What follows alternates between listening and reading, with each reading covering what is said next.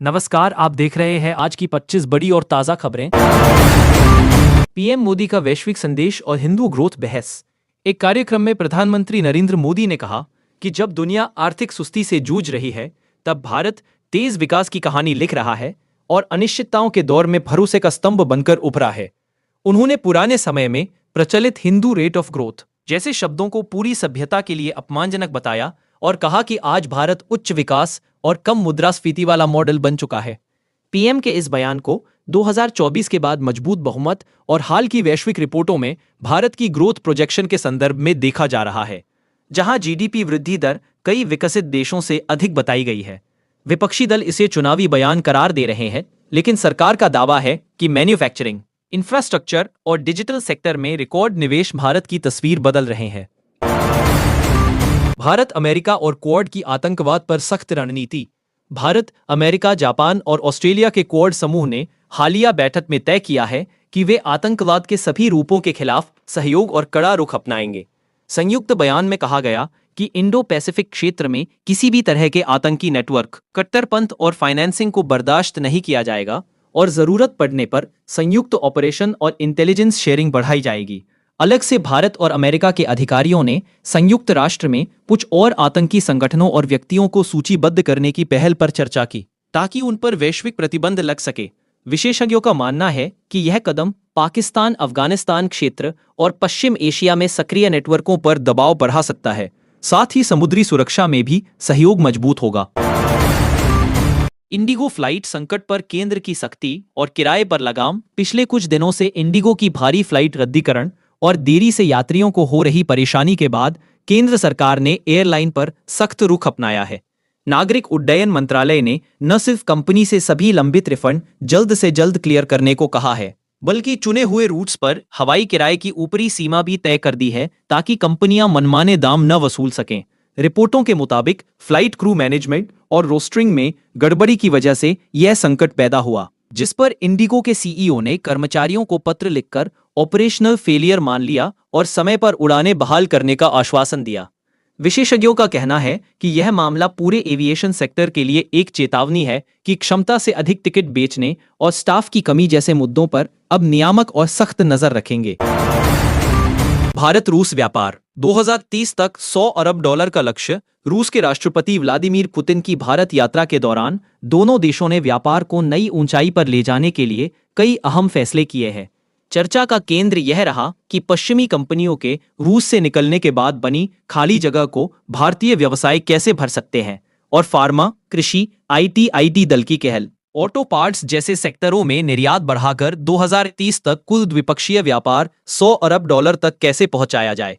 विशेषज्ञों के अनुसार इसके लिए आधुनिक रुपए रूबल सेटलमेंट सिस्टम बनाने पर जोर दिया जा रहा है, जिससे डॉलर पर निर्भरता घटे और भुगतान सुगम हो सके। साथ ही ऊर्जा क्षेत्र में लंबे समय के सप्लाई कॉन्ट्रैक्ट, रक्षा सहयोग और इंफ्रास्ट्रक्चर प्रोजेक्ट्स पर भी बात आगे बढ़ी है, जिससे भारतीय कंपनियों को रूसी बाजार में स्थायी जगह मिल सकती है।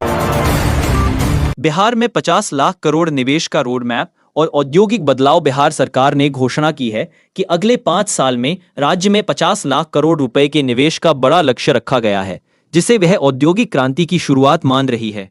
अब तक कृषि प्रधान माने जाने वाले बिहार को सरकार शीर्ष 5 निवेश अनुकूल राज्यों की सूची में लाना चाहती है, और इसके लिए नई industrial policy, logistic corridor, cluster आधारित मैन्युफैक्चरिंग और स्किल डेवलपमेंट पर जोर दिया जा रहा है। अनुमान है कि यदि ये रोडमैप सफल रहा तो राज्य में लाखों नई नौकरियां पैदा होंगी और युवाओं का पलायन कम हो सकता है। हालांकि विपक्ष ने आंकड़ों पर सवाल उठाते हुए कहा है कि पहले से घोषित कई प्रोजेक्ट समय पर पूरे नहीं हुए, इसलिए जमीन पर तेज काम और पारदर्शिता जरूरी होगी। बिहार की सियासत में नीतीश कुमार का बढ़ता क्रेज। हालिया चुनावी जीत के बाद जेडीयू मुख्यालय में सदस्यता लेने वालों की भीड़ लगातार बढ़ रही है, जिसे पार्टी नेता नीतीश कुमार की लोकप्रियता का उदाहरण बता रहे हैं। रिपोर्टों के अनुसार अलग अलग दलों के नेता और कार्यकर्ता जेडीयू में शामिल होने के लिए लाइन में खड़े दिख रहे हैं और विशेष तौर पर नीतीश कुमार के हाथों सदस्यता ग्रहण करने की मांग कर रहे हैं।